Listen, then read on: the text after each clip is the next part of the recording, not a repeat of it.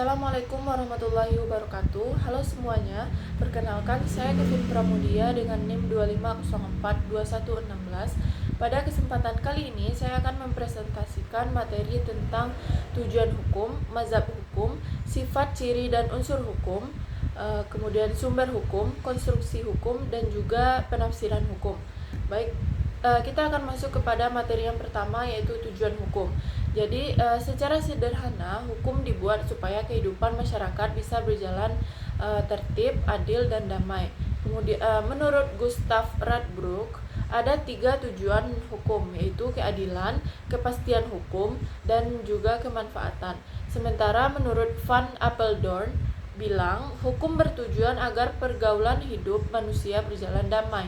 Jadi intinya, hukum itu bukan cuma tentang aturan, tapi juga untuk melindungi hak dan menciptakan ketertiban sosial. Kemudian kita masuk kepada materi yang kedua, yaitu mazhab atau aliran hukum. Ada beberapa mazhab utama menurut para ahli. Yang pertama adalah mazhab hukum alam, yaitu yang percaya hukum berasal dari moral dan keadilan universal. Tokohnya Thomas Aquinas dan Cicero.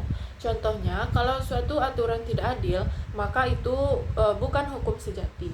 Yang kedua adalah mazhab positivisme.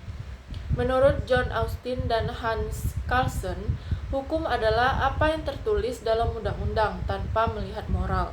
Jadi yang penting adalah teks hukumnya. Yang ketiga adalah mazhab sosiologis. Tokohnya itu Roscoe Pound. Mereka melihat hukum dari efek dan penerapannya di masyarakat. Hukum yang baik adalah hukum yang hidup di masyarakat. Yang keempat adalah hukum mazhab realisme. Jadi tokohnya adalah Oliver Wendell Holmes Jr. Mereka percaya bahwa hukum yang sesungguhnya adalah apa yang diputuskan hakim di pengadilan. Jadi kesimpulannya, tiap mazhab itu punya fokus yang berbeda. Ada yang menekankan moral, ada yang menekankan teks hukum, masyarakat, dan juga praktik pengadilan. Kemudian kita masuk kepada materi yang ketiga, yaitu sifat hukum. Sifat hukum itu mengatur perilaku manusia, bersifat memaksa, dan juga umum dan mengikat semua orang. Kemudian kita masuk ke ciri-ciri hukum. Yang pertama ada aturan yang mengatur, yang kedua ada sanksi bagi yang melanggar, yang ketiga dibuat oleh lembaga yang berwenang, dan yang keempat tujuannya untuk mencapai keadilan dan ketertiban.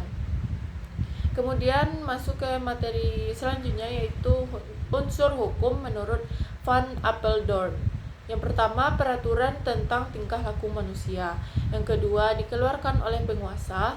Yang tiga, bersifat memaksa. Dan yang terakhir adalah ada sanksi bagi yang melanggar. Jadi, hukum itu bukan sekadar aturan tertulis, tapi juga punya kekuatan memaksa supaya masyarakat tetap tertib. Kemudian kita masuk kepada materi yang keempat, yaitu sumber hukum. Sumber hukum itu adalah asal atau dasar dari mana hukum berasal. Yang pertama, ada 2 jenis sumber hukum. Yang pertama adalah sumber hukum material, yaitu faktor yang mempengaruhi lahirnya hukum, seperti moral, adat, politik, ekonomi, dan agama. Yang kedua adalah sumber hukum formal, yaitu bentuk resminya seperti undang-undang, kebiasaan, jurisprudensi, traktat, dan doktrin. Artinya hukum bisa muncul dari nilai-nilai masyarakat, tapi juga harus berbentuk resmi agar bisa diterapkan. Kita masuk ke materi yang kelima, yaitu konstruksi hukum. Konstruksi hukum berarti cara menyusun dan menalar hukum ketika aturan tertulis belum cukup jelas. Misalnya, kalau ada kasus baru yang belum diatur oleh undang-undang, maka hakim bisa melakukan konstruksi hukum untuk menemukan solusi yang adil. Tujuannya supaya hukum tetap bisa berjalan meskipun tidak semua hal sudah diatur secara detail.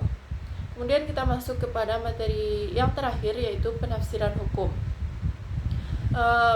Penafsiran hukum dilakukan untuk memahami makna pasal atau aturan hukum supaya bisa diterapkan dengan tepat.